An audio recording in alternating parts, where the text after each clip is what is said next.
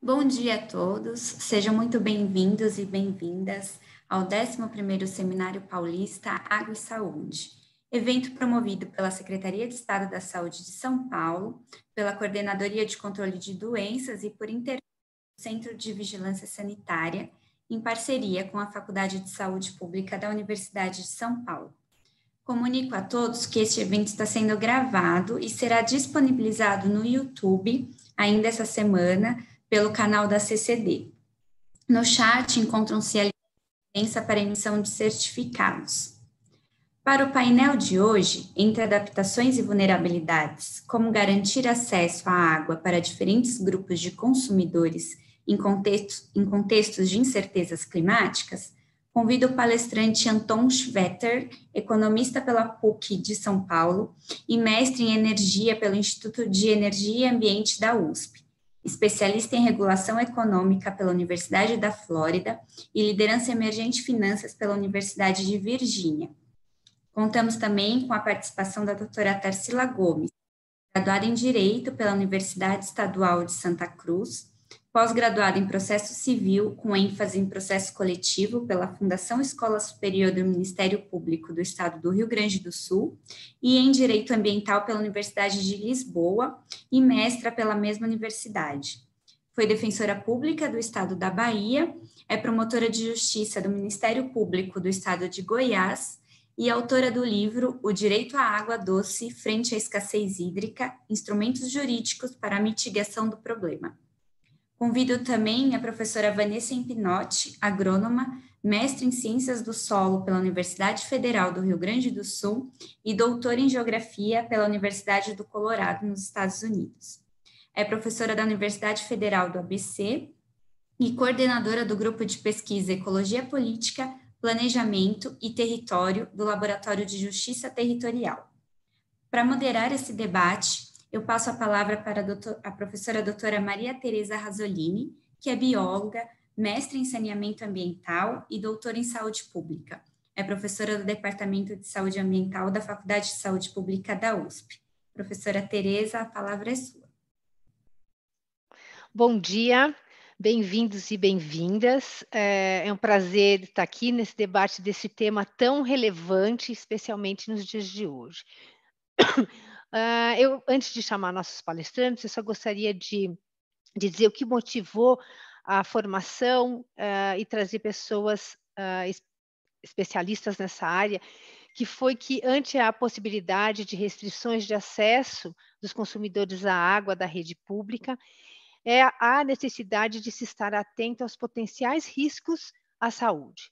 Os riscos associados à possibilidade de acesso dos usuários à água da rede pública devem ser ponderados, não apenas pelas operações de redução ou interrupção do abastecimento, mas também pela condição de maior ou menor vulnerabilidade desses consumidores.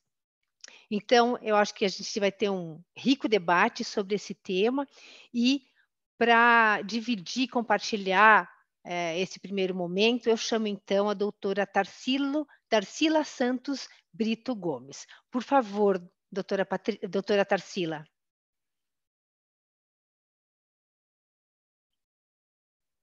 Bom dia a todos. Inicialmente, gostaria de cumprimentar aqui meus companheiros de mesa, a professora Maria Tereza Pepe Rasoli, o Anton Schweiter, a professora também Vanessa Lucena.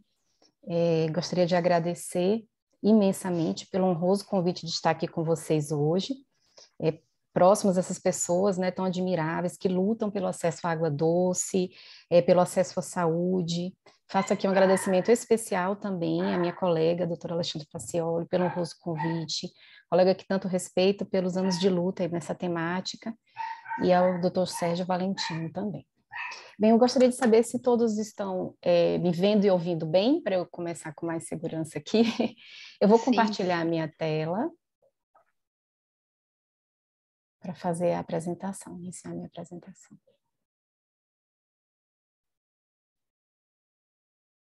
Pronto.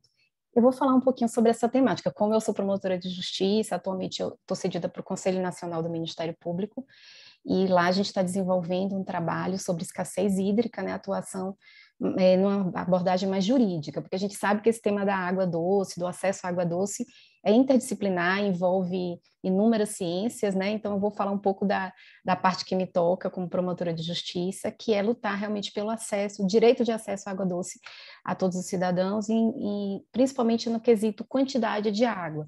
A questão da qualidade é fundamental, importante principalmente para a saúde, mas essa abordagem que eu vou fazer aqui, como eu tenho pouco tempo, até são 15 minutos, né, professora Maria Tereza, que eu teria para fazer essa explanação. Então, eu vou focar um pouco nisso, porque eu tenho certeza que meus colegas aqui de mesa vão se aprofundar nos outros quesitos da saúde. Vamos, então, se aprofundar, eu vou me aprofundar nessa questão da escassez e do acesso. A quantidade é suficiente de água. E a gente sabe que a nossa quantidade de água doce já é escassa por si só, já que o planeta é feito por 97% de água salgada, apenas 0,5% ela é doce, está disponível em aquíferos, em mananciais, né? Boa parte da água doce está congelada nas calotas polares, então, em lugares inacessíveis. Então, a gente precisa cuidar realmente desse nosso recurso, nossos recursos hídricos, né, como algo já de natureza escassa. E dentro do direito a gente aborda a água em 3 aspectos: aspecto como um bem jurídico econômico, como um bem jurídico de direito humano fundamental e como um bem ambiental intergeracional. A gente sabe que existe conflitos até nesses 3 aspectos, né? Quem defende a água como um bem econômico, ou um bem humano fundamental, ou um bem ambiental, mas, na verdade, o que a gente tem observado é que, se você faz uma integração desses 3 aspectos na área jurídica, você tem uma proteção integral da água, uma proteção mais completa, e é nesse sentido que a gente defende a necessidade dessa proteção global, com todos os aspectos jurídicos envolvidos e tentando uma conciliação e equilíbrio. Então, aqui a gente percebe por que a água é um bem de aspecto econômico, porque ela é utilizada para a nossa indústria agropecuária, né, e em quantidade muito grande até. 70% da água é utilizada para a agropecuária e para a indústria, né? Apenas 9 a 10% dessa água é utilizada para o consumo humano. Então, já nesse primeiro ponto, a gente percebe uma grande dificuldade de conciliar o acesso à água doce, esse direito para inúmeros múltiplos, usos múltiplos, né, que a água é essencial. Mas a gente sabe que o acesso à água para o consumo humano, ele é prioritário. Inclusive, assim, só no aspecto jurídico, fazendo rapidamente um passo bem rápido, a gente trata da água doce desde o Código Civil, na verdade, de 1916, que foi o primeiro abordagem jurídica da água. Ela era tratada no direito das coisas, então com aspecto mais econômico, depois se desenvolveu um pouco na Constituição Federal de 34 e também no Código das Águas, com esse aspecto mais de interesse social para o desenvolvimento econômico do país. Então, a primeira abordagem jurídica foi realmente no aspecto econômico. Depois a gente vem para o que é fundamental, né? A gente não tem um reconhecimento da água como direito humano fundamental no Brasil de forma expressa ainda, mas a gente já tem, sim, uma PEC, que é para uma alteração da Constituição Federal para incluir a PEC 4 de 2018 como um direito humano fundamental. Em abril, essa PEC foi remetida para a Câmara, já aprovada pelo Senado, e a gente aguarda essa aprovação. Mas mesmo que essa PEC não tenha sido ainda aprovada, a gente sabe que a ONU já reconheceu há muito tempo, desde 92, pela resolução da Assembleia Geral da ONU número 64 de 92, como um direito humano fundamental o acesso à água doce, ou seja, a gente já tem instrumentos internacionais que garantem isso, e uma análise tácita dentro do Brasil, dentro do nosso ordenamento, não está expresso, mas a gente já pode, sim, considerar isso um direito garantido no nosso Brasil, pelo menos teoricamente, né, o acesso à água doce, como direito humano fundamental. E como bem ambiental intergeracional, foi um grande ganho também, depois dos anos 70, que o direito ambiental começou a se desenvolver e ser protegido realmente os recursos naturais para as futuras gerações. A água, claro que está entre esses recursos, e a gente deve atuar no âmbito jurídico nessa proteção. Então, essa integração, na verdade, traz a sustentabilidade do direito da água, porque a gente sabe que a sustentabilidade, então, o próprio princípio da sustentabilidade tem esses 3 aspectos: econômico, social e ambiental. Então, no direito da água também existe essa integração desses 3 aspectos, e devemos estudar na área jurídica, proteger e atuar sempre com essa visão mais global da água, né? A gente não pode proteger a água só para o meio ambiente, como um recurso natural, por exemplo, ou só como um insumo da atividade econômica. Então, a gente tem que fazer essa proteção global. Aqui alguns princípios do direito da água que a gente considera muito importantes que existem tanto na União Europeia como no Brasil. Eu não vou poder falar de todos pelo tempo, mas eu vou destacar o princípio 8 aqui, que é o princípio do uso razoável e equitativo das bacias hidrográficas partilhadas, isso é muito importante para a gente saber a forma de utilização da água entre, por exemplo, na União Europeia, os países que fazem parte do bloco da União Europeia, e no Brasil, entre os estados. Em São Paulo, a gente sabe, por exemplo, que as nascentes de São Paulo, elas vêm de Minas Gerais, então a gente precisa realmente que haja um uso razoável e equitativo da água em todos os estados, tanto a montante quanto a jusante, para que a água chegue em quantidade e qualidade para todos. Então, isso também deve nortear todas as tomadas de decisões administrativas, toda a gestão da água em todos os estados. A gente não pode esgotar um recurso hídrico ali, uma bacia hidrográfica dentro daquele estado. A gente tem que sempre estar pensando em tomar decisões, pensando no estado que está jusante também. Então, isso faz parte de uma fiscalização do Ministério Público, se essas tomadas de decisão e de gestão da água são razoáveis, equitativas e equilibradas. Bem, agora eu vou entrar um pouquinho mais no que interessa, né? Como eu falei aqui, esse gráfico mostra um pouquinho a questão do uso da água, é mais ou menos uma média, e a gente sabe, assim, a necessidade principal é de buscar vamos dizer assim, ações de economia, ações de prevenção, para não se instalar um quadro de escassez e de crise hídrica, né? A escassez, ela é até natural da água doce, mas, assim, a crise, ela pode ser instalada no momento que a gente não tem água doce suficiente para o consumo, para o abastecimento público e para os usos múltiplos. Então, a gente sabe que a prevenção, atividades de prevenção, de educação ambiental são fundamentais.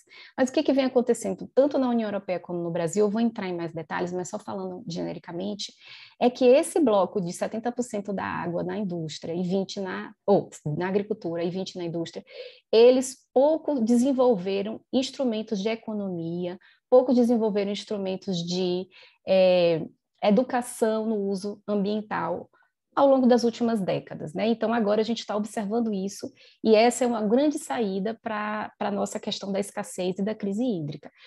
Utilização de técnicas mais modernas, utilização de técnicas inovadoras no uso da água, para que esse uso seja realmente moderado, esse uso seja realmente econômico, que vai prevenir um quadro de escassez. Vou falar bem rapidinho aqui, que a gente tem pouco tempo. Então, essa é a questão do foco da prevenção e do planejamento, e na tecnologia são as grandes saídas. Na Europa, eles já desenvolveram há décadas muitos instrumentos jurídicos de prevenção e planejamento do uso da água.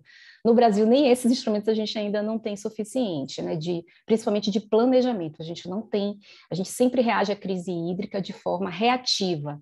Então, nossas ações são reativas, a gente espera a crise hídrica ser instalada para depois reagir. Na Europa, eles já têm instrumentos jurídicos de planejamento prévio, então eles já sabem como vão agir quando uma crise chegar, porque eles entendem a crise como algo esperado. Eles não vão poder dizer qual dia e o momento ou o mês exato que essa crise vai chegar, ou até mesmo o ano, mas eles sabem que a crise vai chegar, a crise está sempre indo e vindo, é um movimento cíclico. Então, eles se planejam, eles já têm instrumentos excepcionais, que a gente chama, mecanismos jurídicos excepcionais para adaptação, né? Então, a prevenção e o planejamento já é muito forte na Europa, com a Diretiva da Água, a Convenção de Albufeira, mas eles não têm ainda um foco muito importante na questão da tecnologia. O Parlamento Europeu, ele já sinalizou a necessidade de que a Europa forme um instrumento jurídico, uma diretiva da União Europeia relacionada à questão da quantidade de água e escassez hídrica, e eles já recomendaram que essa diretiva fosse baseada em tecnologia, dispositivos economizadores para o uso agrícola da água, avanços tecnológicos nos métodos de reutilização, que a gente chama aqui de reuso, que eu acho uma grande saída para o nosso caso no Brasil, avanços tecnológicos também para aproveitamento de águas de chuva, águas pluviais, tudo isso são saídas que a União Europeia vem sinalizando já desde 2012, que eles fizeram essa recomendação lá. E também eles têm uma preocupação com essa questão do reuso que eu falei, com o ciclo urbano da água, que é desde a captação ao abastecimento público e depois o tratamento do esgoto, para que esse esgoto se transforme em três produtos que eles possam até vender e gerar riqueza para manter esse ciclo urbano, vamos dizer assim, sustentável financeiramente e ecologicamente. E esses 3 elementos que eles produzem através do esgoto são a água de reuso, que eles têm uma regulamentação já bem específica, a lama, que eles usam como insumos agrícolas, e o biogás, que forma energia, ou seja, eles conseguem do esgoto, além de não poluir, porque eles tratam esse esgoto, eles conseguem três bens e produtos que possam vender e gerar riqueza para esse ciclo, a gestão do ciclo urbano da água. Eu vou falar rapidamente sobre o Brasil. Quando a gente fala de escassez no Brasil, o instrumento mais básico jurídico é a Política Nacional de Recursos Hídricos. Ele vai falar sempre sobre prioridade de uso, no caso de escassez, né, para o consumo urbano, dessa tentação de animais.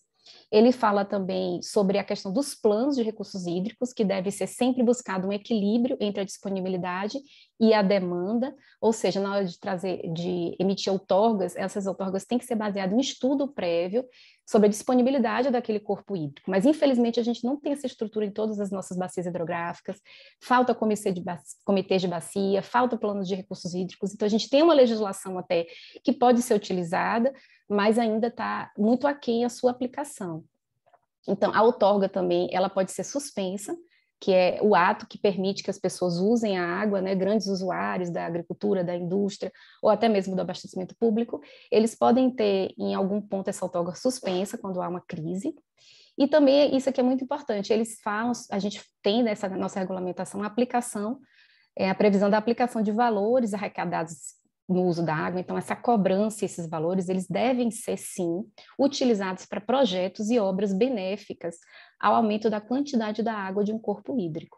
Então esse é um instrumento também importante, porque é um instrumento econômico-financeiro que vai trazer uma base remuneratória, uma cobrança, né, no uso da água, e você pode utilizar esse valor para esses projetos em benefício do aumento da quantidade da água. Bem, eu vou falar um pouquinho aqui sobre a Agência Nacional de Águas. Como eu falei, a gente tem aqui no Brasil essa atuação muito reativa, né? E a ANA, ela traz como a atuação em casos de seca, basicamente essa questão da reatividade apenas, ela espera a crise se instalar e vai trazer sala de situação, sala de crise, e aí no momento reúne os órgãos estaduais, os órgãos federais, os órgãos municipais que têm envolvimento, a sociedade civil, os grandes usuários, e vão debater sobre aquela crise, vão estabelecer formas de reagir àquela crise, né? Então, isso eu faço uma crítica, porque eu acho que a gente não deve agir dessa forma, meramente reativa, até porque, como eu falei antes, a crise hídrica, a escassez hídrica é sim previsível, a gente deve se adaptar a ela. Mas, assim, um ponto também de crítica que eu faço é sobre o Plano Nacional de Segurança Hídrica, que foi publicado em 2019, em dezembro, e ele traz basicamente uma solução de infraestrutura. O que ele traz dentro desse plano é a criação, construção de infraestruturas de barragens, que a gente chama de infraestrutura cinza. Mas esses métodos mais tecnológicos de reuso, utilização da água da chuva, essa questão de utilização de métodos mais tecnológicos e de economia na agricultura, nada disso foi tratado no nosso plano de segurança hídrica, o que eu considero uma falha muito grande.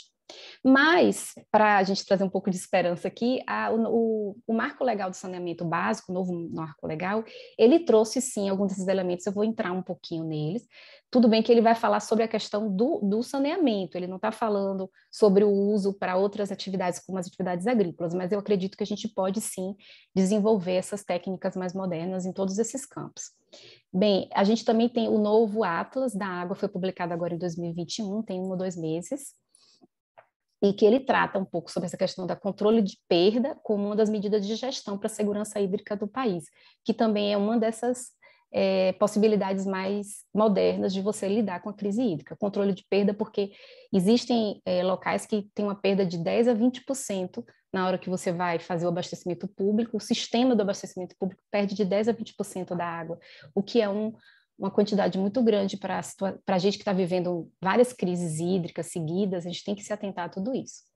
Bem, então, eu estava falando um pouquinho sobre a nossa política do saneamento básico, vou falar bem rapidamente, porque é uma questão mais jurídica, mas ela trata exatamente que, como um princípio geral da nossa política nacional do Brasil, com princípios, na verdade, gerais e diretrizes gerais, exatamente essas questões, são cláusulas também essenciais dos contratos de concessão com saneamento.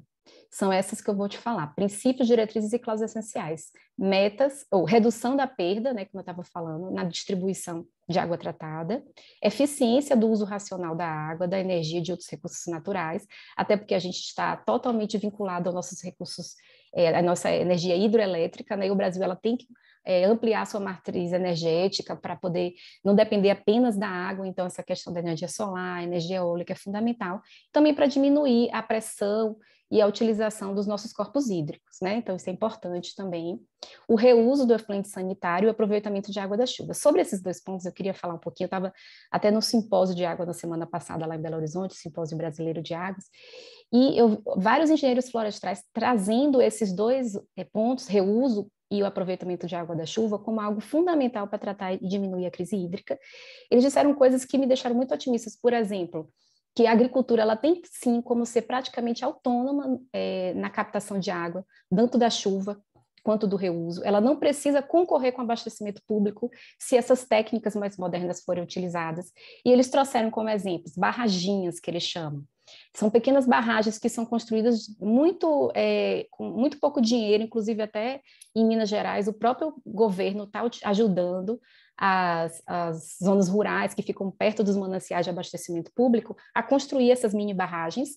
Então, essas mini barragens elas vão segurar a água da chuva por mais tempo. Essa água vai ser utilizada para a agricultura local e para a irrigação. Além disso, ela vai aumentar a permeabilidade dali do solo, a quantidade de água nos lençóis freáticos, até porque, como o nosso solo está muito compactado pela nossa agricultura, a maioria da chuva ela cai rapidamente no córrego e em pouco tempo ela está no mar e vira água salgada, né? Antigamente, quando o nosso solo não estava tão compactado, essa água penetrava mais lentamente e ia repondo a água dos lençóis freáticos. Então, realmente, essa utilização, esse aproveitamento da água da chuva para a agricultura traz uma autonomia para a agricultura, que ela não vai depender só da água fornecida e outorgada, que ele está concorrendo com o abastecimento público, né? Essa questão do reuso, achei muito interessante também, técnicas muito modernas, e uma questão que eles estavam debatendo lá, que eu achei fundamental, é o seguinte, a gente está iniciando a regulamentação do uso da água de reuso no Brasil. Então, a gente tem várias regulamentações, e o que as pessoas estavam discutindo mais era o seguinte, que a gente está em algumas regulamentações dessas, porque cada estado faz sua regulamentação, é que a gente está exigindo um padrão de água, às vezes até limpa e pura, às vezes até maior do que o do abastecimento que está acontecendo naquela região. Então, a gente tem que flexibilizar esse padrão para determinado uso. Por exemplo, cana-de-açúcar. Você não precisa de uma água tão limpa assim, porque a cana, a forma que ela vai ser utilizada e processada, ela não precisa de uma qualidade tão alta, né? Então, a gente tem que analisar qual vai ser o uso e qual a qualidade para cada uso daquele. Então, esse reuso realmente é uma grande saída e a gente tem que estar atento a essas novas regulamentações. Tanto que o reuso foi utilizado dentro do conceito agora de saneamento básico também, na Política Nacional de Saneamento Básico. Então, faz parte do conceito do saneamento o reuso. Isso é um sinal de que realmente é algo muito importante. E também existe isenção de taxas e tarifas em caso de reuso e captação da água da chuva. Denise, quanto tempo eu tenho ainda? Só para eu tentar já caminhar aqui para o fim, ou já passei do meu tempo? 5 minutos, doutora. Ah, que bom, que ótimo. Então, continuando aqui, outros instrumentos que a gente propõe realmente para buscar um combate à escassez mais grave, à crise, a utilização de instrumentos econômicos financeiros, que eu coloquei até aqui, instrumentos econômicos financeiros de incentivo. Por que a gente fala assim de incentivo? E atualmente no Brasil, no ano agora de 2021, nós publicamos a nossa Política Nacional de Pagamento por Serviços Ambientais, em janeiro desse ano. O pagamento por serviço ambiental, que a gente chama de PSA, é um grande incentivo para a proteção dos recursos hídricos. Eu vou focar aqui menos recursos hídricos. Claro que é para a proteção de todo o meio ambiente, mas é só porque a gente já tem até exemplos disso. Existe na ANA, na Agência Nacional de Águas, um programa chamado Programa Produtor de Águas. Então, as pessoas que têm nascentes de água em suas propriedades, elas têm direito de ganhar um incentivo econômico, um valor, para que essa proteção seja, vamos dizer assim, mais eficiente, uma proteção mais completa, no seu estado ótimo, vamos dizer assim, de proteção. Então, essas pessoas, elas também vão ser orientadas pelas agências reguladoras, tanto estaduais quanto a Nacional de Águas, ou pelos órgãos municipais, de como fazer uma preservação eficiente dessas nascentes. Foi até algo parecido que aconteceu com o sistema Cantareira em São Paulo, nascentes de Minas começaram a ser preservadas, e esse financiamento esse pagamento por serviço ambiental foi organizado e muitos industriais, pessoas que tinham interesse na preservação da água, agricultores também, porque a gente acha que essas pessoas só vão querer usar, mas eu acredito que se elas forem estimuladas, incentivadas, elas sabem que a água é um insumo essencial das suas atividades econômicas. Só que existe um grande custo de transação para que elas possam trazer esses valores necessários para a preservação. Então, se o Estado, através dos municípios, o próprio Estado, as próprias agências reguladoras se organizam e estabelecem, através de leis regionais, locais, municipais, esses pagamentos por serviços ambientais e coloca como financiador desses pagamentos esses grandes usuários, eu acredito que isso é uma saída também para a gente ter uma economia eficiente e sustentável economicamente. Porque a gente não pode querer se iludir que essa preservação ela vai acontecer sem um recurso que auxilie isso, pelo menos de uma forma ótima, né? Então, a gente tem que buscar realmente trazer esses instrumentos econômicos financeiros de incentivos e o pagamento por serviços ambientais é um deles. E existe também, na nossa lei, a previsão do pagamento por serviços ambientais na lei do Sistema Nacional de Unidade de Conservação, que são a lei do SNUC, que eles trazem o seguinte, de forma muito expressa, que as empresas de saneamento devem financiar as unidades de conservação que permitam uma preservação de recursos hídricos que eles utilizem, né, que as empresas de saneamento utilizem para o abastecimento público. Então, a gente está vendo que nada mais é do que uma transferência de recursos para a preservação dos grandes usuários para os protetores. A gente chama até de um princípio chamado protetor-recebedor. Quem protege vai receber, né? Mas além desses pagamentos por serviços ambientais, que são instrumentos que já estão previstos na nossa legislação, mas que dependem de iniciativa local também para ser regulamentado através de leis muitas vezes municipais, então ele precisa de essas articulações acontecerem de forma local, né? Temos também outros instrumentos econômicos financeiros, como medidas fiscais e tributárias, por exemplo, a energia eólica, né, que eu falei que é uma forma também da gente diminuir a pressão sobre os recursos hídricos. Na Europa, existem medidas de incentivos fiscais para que essa energia seja instalada. Então, muitas empresas instalaram energia eólica e solar também na Europa, porque eles desejam muito ter uma autonomia energética, já que eles dependem quase que exclusivamente de energia advinda de combustíveis fósseis, né? É um grande calcanhar de Aquiles da Europa, então eles precisam desenvolver essas atividades de energia eólica e solar, ou seja, energia limpa, tanto para emitir menos carbono quanto para ter energia, uma autonomia energética. A gente no Brasil, a gente não emite muito carbono porque nossos recursos hidrelétricos, eles são considerados energia limpa, mas a gente acaba ficando refém da quantidade de água, que nem sempre ela é permanente, né? Então, essas medidas de fiscais, de tributárias são essenciais também, eu acredito, para esse estímulo, né? Fundos ambientais, estímulo ao mercado verde, por exemplo, eu faço uma analogia ao mercado de carbono, mas existe uma previsão tem até um projeto de lei em tramitação que vai tratar um pouquinho desse mercado, talvez pode ser um mercado azul, mas é um mercado em que as concessões, as outorgas que você tem de uso da água, se você conseguir economizar, você pode comercializar aquele valor excedente da sua outorga. Isso também, de uma certa forma, vai estimulando a você economizar. Então, você investir em instrumentos economizadores de água, porque aí você vai ter um excedente da outorga que você pode transformar em um recurso financeiro, né?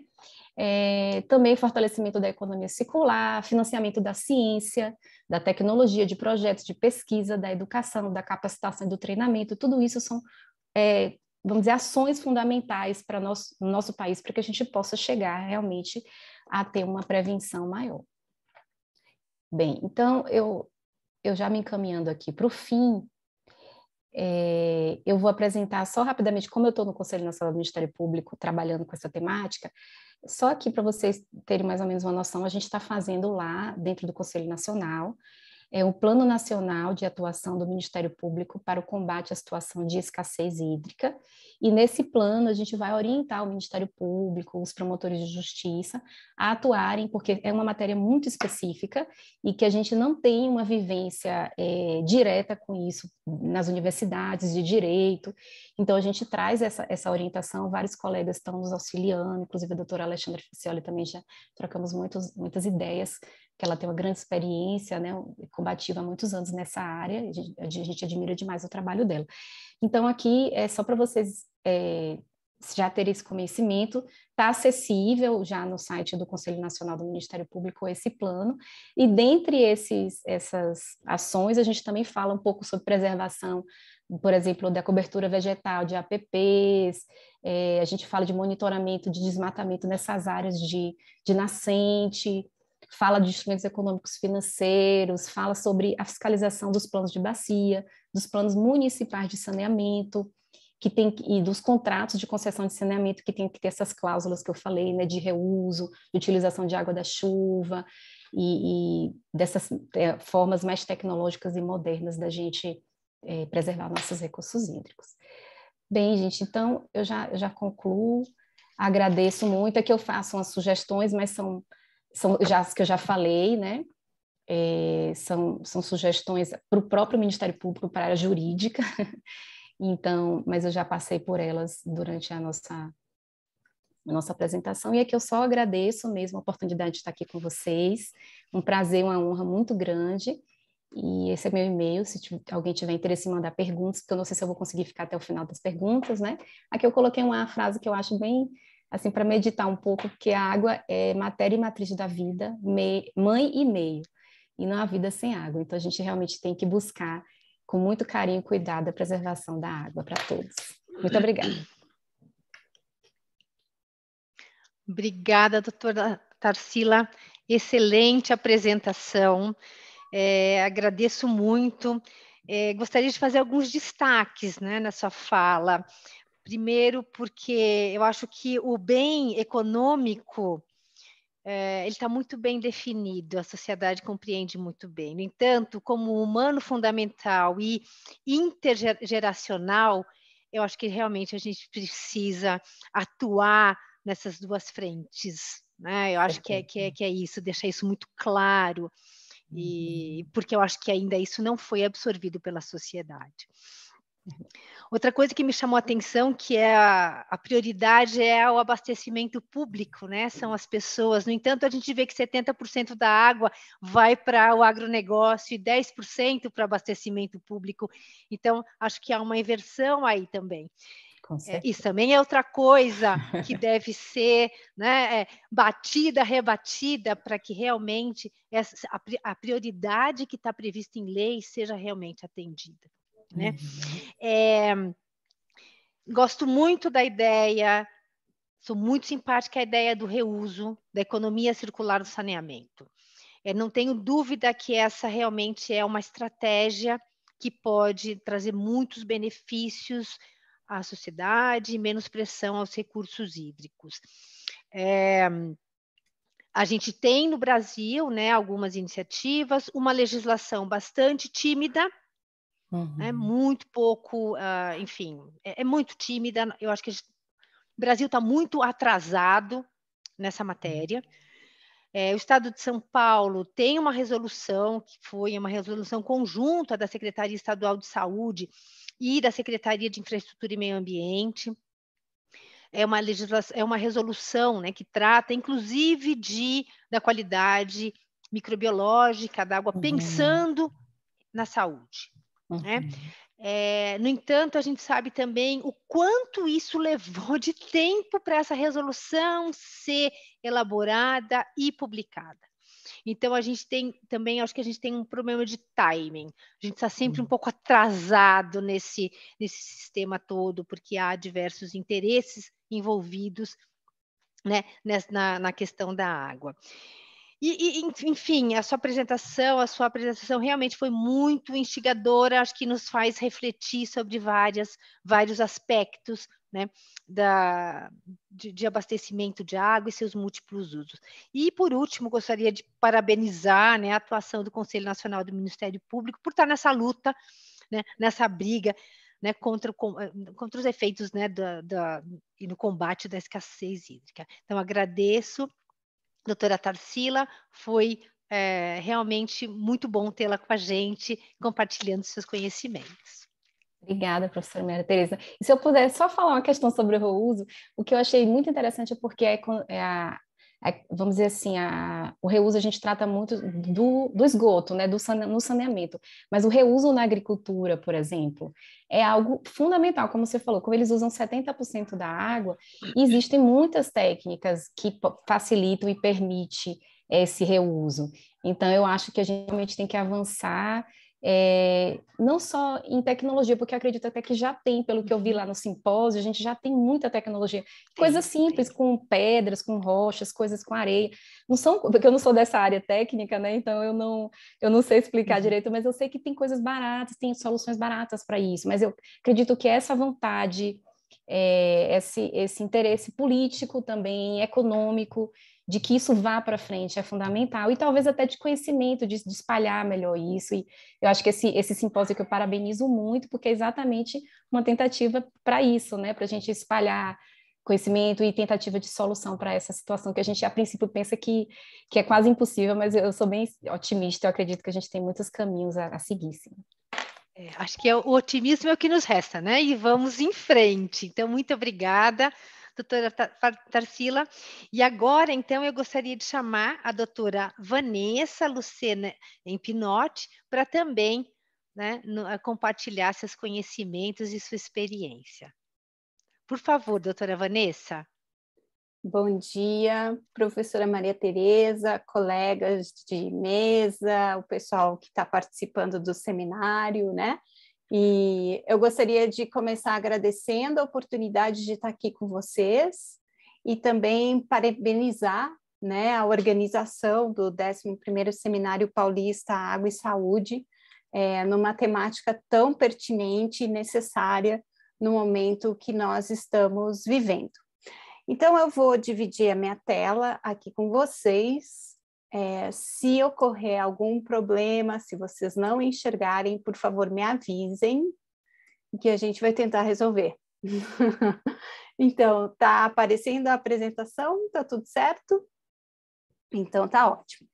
Então, após a apresentação da doutora Tarsila, eu vou trazer vocês para uma outra escala e uma outra discussão, né?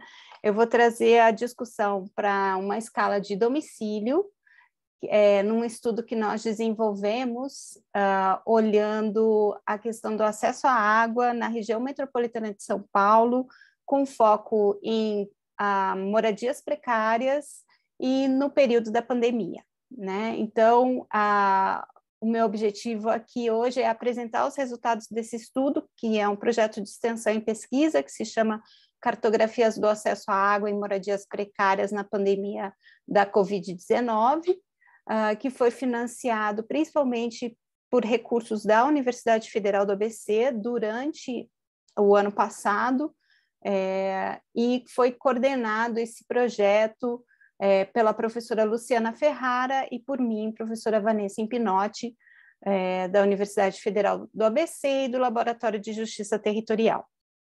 Bom, esse estudo foi desenvolvido por uma equipe muito comprometida e ativa, formada por professores, por alunos de pós-graduação, por pós-doutores, por alunos de graduação, e também pesquisadores dos movimentos sociais voltados para a moradia. Então, foi um trabalho muito forte e comprometido mesmo para a gente levantar, né, a problemática da água, do acesso à água em moradias precárias durante a Covid, né, durante a pandemia.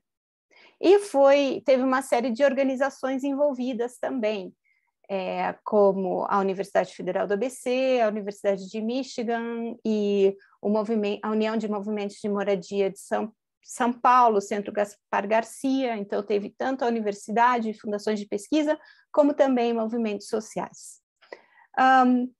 Nesse sentido, essa pesquisa ela vai aparecer, né, ela surge dentro do contexto da pandemia.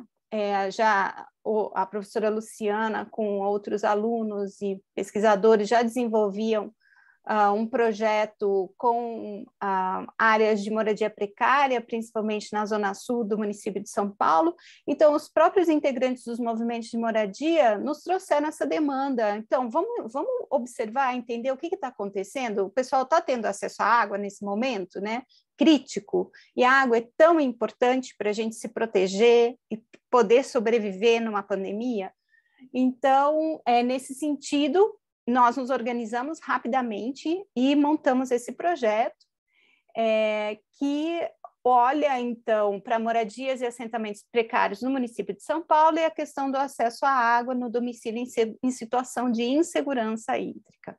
E nesse contexto, então, a gente olha para favelas e ocupações de terra e também ocupações de edifícios, tentando capturar diferentes tipologias, né, de moradias precárias, e que elas têm um aspecto que é complicado, essa questão da irregularidade da posse e propriedade, que leva a limites para a ligação de água nesses domicílios, né?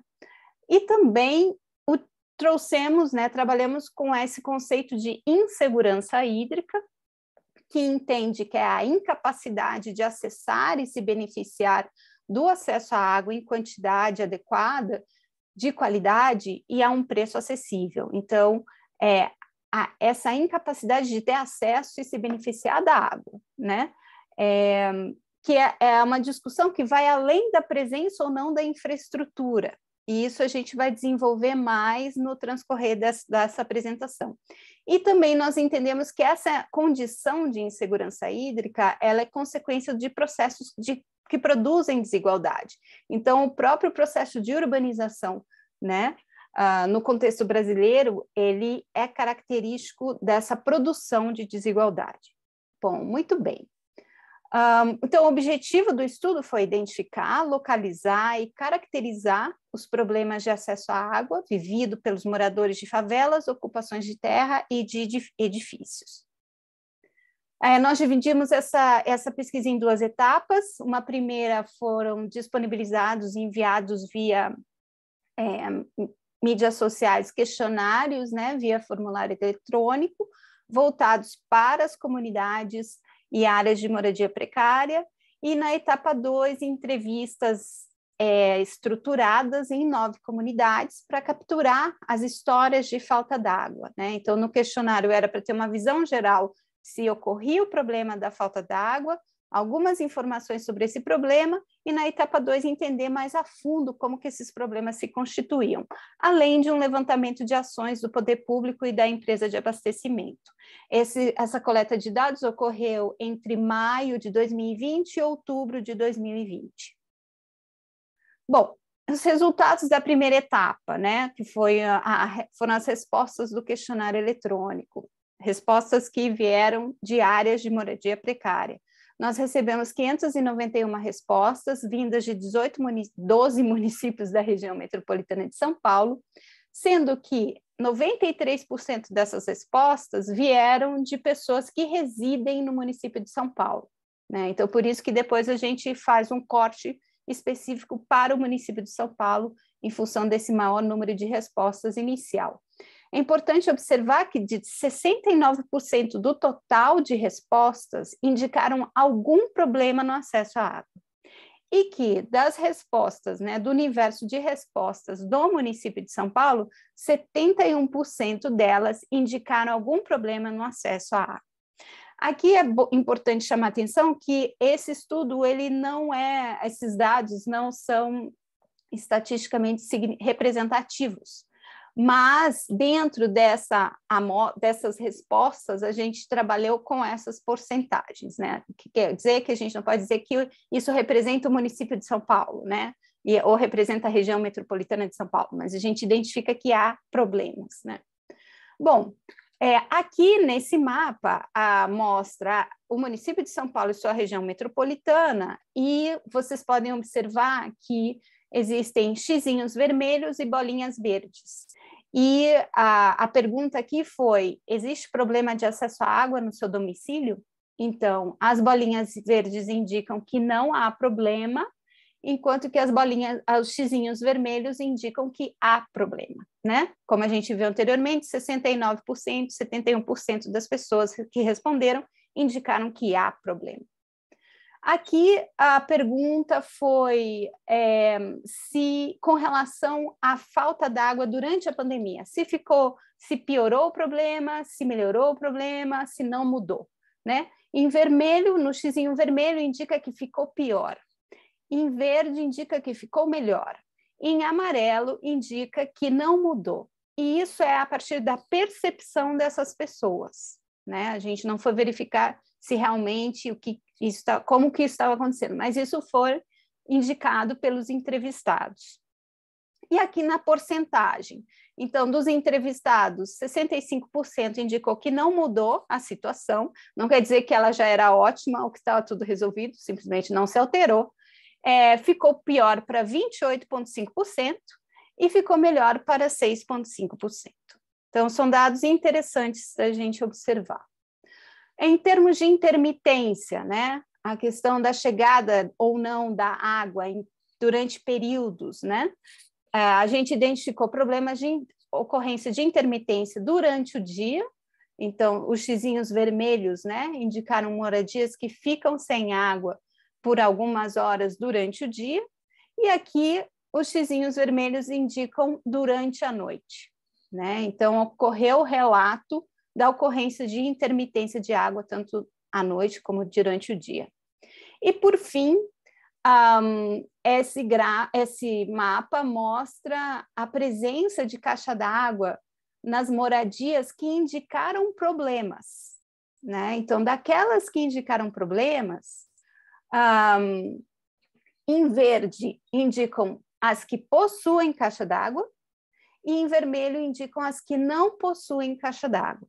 Então, aqui a gente já começa a discutir essa questão da infraestrutura, porque normalmente os indicadores, né, oficiais, tradicionais, utilizados para avaliar o acesso à água estar ligado à rede pública, né, e também tem essa questão da existência ou não de caixas d'água, né? Então, aqui a gente observa já que mesmo com caixas d'água, o problema continua a existir. Bom, esses foram os dados, tem outros dados também, mas foram os que nós escolhemos para apresentar hoje, que dão essa visão mais geral da ocorrência do problema de acesso à água, e começa a se caracterizar um pouco esse problema em termos de intermitência e em termos de infraestrutura. Como eu falei, para a gente, então, entender melhor como que realmente essa problemática de falta d'água lá acontece na escala do dia a dia das pessoas, nós desenvolvemos, então, aplicamos entrevistas presenciais com todos os cuidados necessários em 9 comunidades no município de São Paulo, que estão espalhadas, né, em diferentes regiões e que também foram escolhidas a partir de uma reflexão junto com os movimentos de moradia envolvidos no projeto. Então, nós temos na região sul Jardim Emburá, Chácara do Conde, Anchieta, São Savério, aqui Penaforte Mendes, na área central, na área norte Fazendinha e na área leste Vila Itaim, Vilma Flor e Terra Prometida. Todas com diferentes tipologias e também idades, né, de consolidação dessas áreas.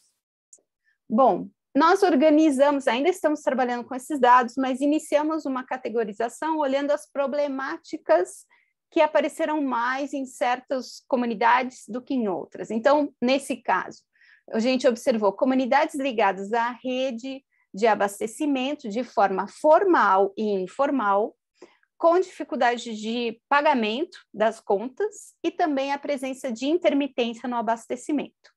Então, são comunidades que terão parte com presença, por exemplo, de conjuntos habitacionais com infraestrutura instalada, mas também com áreas de favela, né? Por isso, essa questão do acesso formal e informal à água. Mas que foram as comunidades de São Savério e Chácara do Conde, né? E aqui, então, eu vou mostrar algumas falas dessas pessoas que nós entrevistamos, que foram moradores e lideranças de cada uma dessas comunidades, e algumas fotos, né, da comunidade. Na Chácara do Conde, nos chamou muita atenção essa questão de não conseguir pagar pela água, né? Então, aqui uma fala, eles, Sabesp, parcelam, mas é difícil pagar a parcela e a conta junto, ainda mais quando a pessoa está desempregada. Um outro caso, teve aumento de água, eles falam que é vazamento, e quando a gente vai ver, não é vazamento. Isso aconteceu no momento da pandemia. E uma outra fala que chama muita atenção foi essa: o acesso à água está ok. Agora eu achei um abuso com relação à Sabesp. Nós não estávamos usando tanta água assim. Há 3 meses atrás começaram a vir umas contas abusivas. De R$150 passou a vir uma conta de R$1.700, na qual eu reclamei e no mês seguinte veio de R$7.000. Então, essa questão não só de se pagar pelo preço, mas também dos valores, né? Isso capturou aquele momento quando nós fizemos a entrevista. Já na comunidade de São Savério e no conjunto habitacional Jardim Celeste, que também combina, né, conjuntos habitacionais e áreas de favela, mostrou, né, nas falas, por exemplo, essa frase: tem torneira, água não. Então, existe a infraestrutura, mas a água não chega, né? E essa moradora colocou: não fico nem um dia sem ir trabalhar por causa disso, porque nós resolve pegando água de madrugada nos baldes e botando dentro de casa, porque não pode ficar sem trabalhar. E aí, uma série de relatos nesse sentido, né? Da questão do acesso ainda informal, da dificuldade dessa água chegar, né? E como que ela atrapalha no dia a dia das pessoas. Bom, uma outra categoria são comunidades ligadas à rede de abastecimento de água de forma formal e informal, e a falta de água está relacionada à sua intermitência, principalmente à noite. Então, essas comunidades que se caracterizaram, né, com esse perfil foram o Jardim Vilma Flor, Vila Itaim e Anchieta. E aqui a gente também observa a combinação de conjuntos habitacionais e favelas. Outras áreas, como a Anchieta, é uma ocupação mais jovem, então predomina a condição de favela. E aqui a gente vê pelos relatos uma maior ocorrência de soluções alternativas para garantir o acesso à água, né? Então, por exemplo, simplesmente um cano de 500 metros que a gente pega da outra rua para virar água para a gente. Isso quando eles não queimam a mangueira que os moradores mesmo compraram. Sem isso, a gente fica sem água. Então, o uso dessas mangueiras externas, né? A problemática de não ter água com criança em casa, né? Ou quando está com calor. E mostrando, né, com essa frase aqui: a gente quer o endereço, a gente quer água potável vindo, nós queremos como é que se chama isso? Comprovante de endereço. Ter um nome, a gente quer ter um nome, quer ter água, quer ter luz, né? Então, dialoga muito com água como um direito, como foi discutido há pouco na outra apresentação. Aqui na Vila Itaim, ela traz também essa questão, né, da necessidade, inclusive, de investimento dos moradores em uma infraestrutura em termos de mangueiras, de caixa d'água, de bombas, até para trazer a água que chegue às suas moradias, né? Porque assim, a infraestrutura formal é inexistente. Então, e colocam, né, sobre a Sabesp ter feito alguma ação para garantir água na pandemia, relata: nem chegaram aqui, nem perguntaram se a gente estava passando dificuldade ou não. Nós que brigamos com eles, né? Então, a busca da comunidade atrás da garantia dessa água nesse período tão crítico. Essa outra fala que é muito instigante: fica meio difícil, porque a gente não tem como dizer para vocês que dia que chegou a água. Porque, por exemplo, tem uma semana que eu não tenho água. Eu consigo pegar um balde de água no cano da água, né? Então, esse é o dia a dia dessas pessoas. Já na ocupação Anchieta, é uma ocupação que metade já estava com um processo de conexão com a rede, né, de abastecimento capitaneado pela Sabesp. Quando ocorre a pandemia, esse processo é interrompido, mas depois é renegociado. Mas aqui chama a atenção, né, da questão da associação, que foi graças à associação. A associação correu atrás para procurar saber sobre a Sabesp, para colocar a rede de água aqui na comunidade. A problemática da coleta do esgoto, né, que a coleta do esgoto tem sim uma rede ligada clandestina, porque eu puxei clandestino para o pessoal, né, tem muita sujeira no meio da rua, e essa questão da contaminação, né? Porque a gente não tinha água limpa para oferecer, nós estávamos bebendo uma água suja, contaminada, clandestina, que vem pelas mangueiras, e muitas delas são furadas e acabam misturando com a água e o esgoto, né? Então, esse é o caso dessas áreas que têm acesso formal e informal e problemas de intermitência, e a gente já observa uma questão mais presente da infraestrutura, né? Da problemática. E, por fim, esse outro grupo, que são comunidades com ligação informal à rede de abastecimento, onde a água falta por dias e há problemas de armazenamento, né? Então, né, muitas dessas áreas não existe a estrutura formal, principalmente no Emburá, como eu vou relatar. Outras até existem, como na Penaforte Mendes, que é uma ocupação de um edifício no centro da cidade. Mas isso não quer dizer que eles tenham água, que tinham água naquele momento. Então, nessa ocupação no centro da cidade de um edifício, quando essas pessoas ocuparam esse edifício, eles ficaram 1 ano sem água, só com balde na cabeça. E eles têm... A infraestrutura está presente na área onde esse edifício está localizado, né? Então, muito difícil, né? Esse relato, muito difícil, né, velho? Porque além da morosidade do poder público, tem o problema do poder público não querer atender às reivindicações do povo, que a primeira coisa que eles dizem é que é um bando de vagabundo, invasores, sem querer trabalhar, desempregados, e não é verdade isso, né? Então, esse estigma, essa tensão, né, a gente capturou muito forte nas discussões. Sobre Terra Prometida, já um outro perfil de ocupação, e é interessante essas falas, né?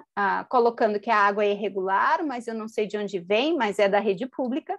Nós puxamos para dentro da casa, os moradores que fizeram, todo dia de noite, nunca tem água, né?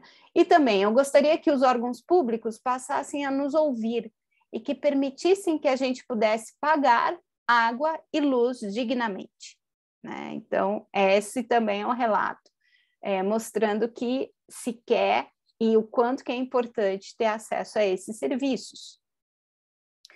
Por fim, a fazendinha, que se observa aqui toda uma estrutura de mangueiras, né?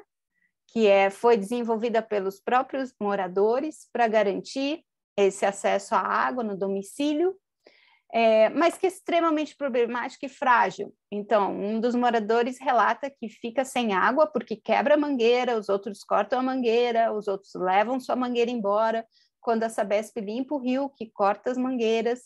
Essa é a nossa vida na fazendinha, né? E problemas de tempo de chuva, que as coisas não têm condições de mistura o esgoto com água fluvial e fica aquela coisa terrível para a gente passar. E pavimentação, porque a gente não tem asfalto, não tem endereço, não tem o reconhecimento, né? Então, essas falas vão caracterizar essa realidade dessas comunidades. E, por fim, Emburá, Jardim São Pedro, que está no extremo sul do município de São Paulo, onde o sistema de abastecimento formal não chegou, e a fonte de água vem via poços, né? E cacimbas para recolher a água da chuva, e no momento que foi realizado nas entrevistas, eles relataram que a prefeitura...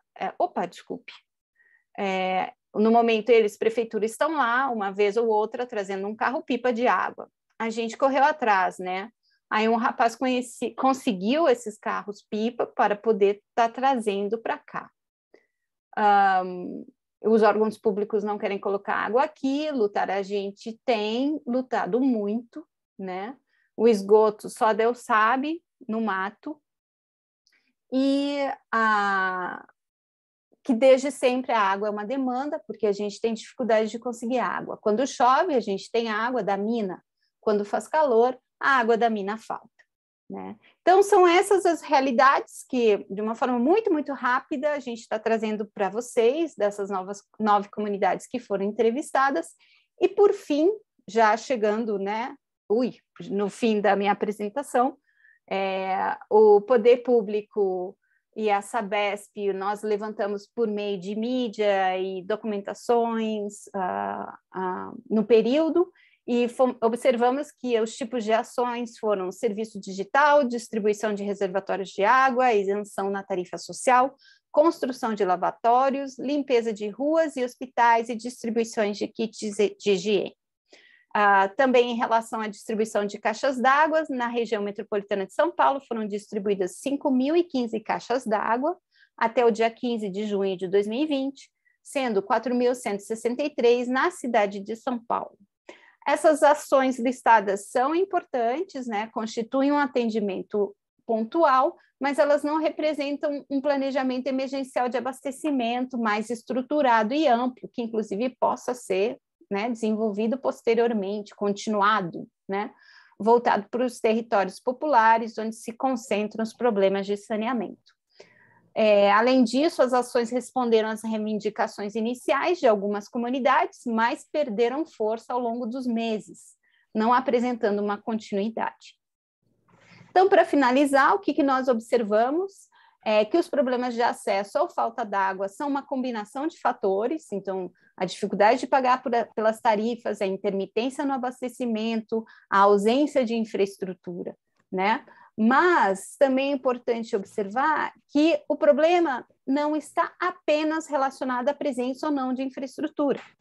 Eu acho que esse é um ponto muito importante, porque os indicadores que normalmente são utilizados vão observar a presença ou não de infraestrutura. E quando nós trazemos essa discussão de segurança hídrica crítica e insegurança hídrica, nós estamos olhando no domicílio. Ou seja, chegou a água, mas como que essa água ela é utilizada no domicílio, no dia a dia das pessoas, né? Não adianta ter o reloginho da empresa de abastecimento ali, a gente continua a observar problemas acontecendo, né? Então, que vão além da infraestrutura, e ocorre uma maior vulnerabilidade para as comunidades com infraestrutura precária, sem dúvida. E as soluções alternativas foram criadas pelos próprios moradores, desde estruturas de armazenamento, tudo isso eles têm que investir com o seu recurso financeiro, construção de sistemas de distribuição, aquisição de água engarrafada e a solidariedade, muito presente, na questão de entender que todos estão numa condição ruim e aquele que está numa condição melhor está disposto a ajudar o outro, né? Isso foi muito presente nos relatos. Para terminar, esses produtos da pesquisa nós organizamos e disponibilizamos nesse site aguaemoradia.pesquisa.ufbc.edu.br. É só entrar Água e Moradia que vocês chegam nesse site. Todos esses dados que eu acabei de mostrar para vocês estão no site, numa linguagem bem acessível, e nós também publicamos esse material, que é Falta d'Água e Moradia Popular na Pandemia da Covid-19, que está disponível no site também, com todas essas informações e falas muito mais completas e contextualizadas. Então, agradecer a oportunidade, deixo aqui o meu contato e que a gente tenha uma conversa bem instigante no decorrer da mesa. Muito obrigada. Muito obrigada, doutora Vanessa. Muito obrigada por essa excelente apresentação. Eu acho que, nossa, que trabalho lindo, né? E como ele destaca aí a imensa invisibilidade dessa população, né? O estigma, a injustiça, então fiquei realmente muito, enfim, tocada com essa sua apresentação, com as falas dos moradores, né? Também acho que esse ponto que a pesquisa traz, né, sobre a sua coordenação e da outra professora, sobre a infraestrutura, como a gente usa indicadores frágeis, né? Os indicadores frágeis, porque assim, tem o reloginho, né? Então é abastecido. Claro que não, e a gente sabe que existe essa questão da qualidade e da quantidade, né? E, às vezes você tem até água, mas você não tem qualidade adequada dessa água. Não é estocada adequadamente, ela não chega adequadamente, a intermitência traz esse impacto negativo na qualidade da água. Então, assim, realmente os indicadores de utilidade são frágeis. Por isso que a gente às vezes vê alguns dados, né? Os indicadores são bons, né? 90%, 95%. Só que não é bem assim. Né? A gente sabe que não é bem assim, que a realidade é outra. Né? E sabe que nessas comunidades há conflitos por conta da água, né? Do acesso à água. Eu já trabalhei em área periurbana e tem um conflito dentro da comunidade. Né? Há muita solidariedade, e isso é muito bonito de se ver, mas também há muito conflito. Então, eu acho que assim, as informações trazidas pela sua excelente e linda apresentação, acho que vão realmente nos dar combustível para discutirmos e debatermos esse assunto com com a nossa audiência. Então, muito obrigada mesmo. Chamo agora, então, o doutor Anton Schwittwitt. Espero que eu tenha falado certo. Desculpa, doutor Anton. Tá ótimo, sem problema. Um prazer tê-lo aqui com a gente. Muito obrigada. Por favor. Vou compartilhar a tela aqui, espera um pouquinho só.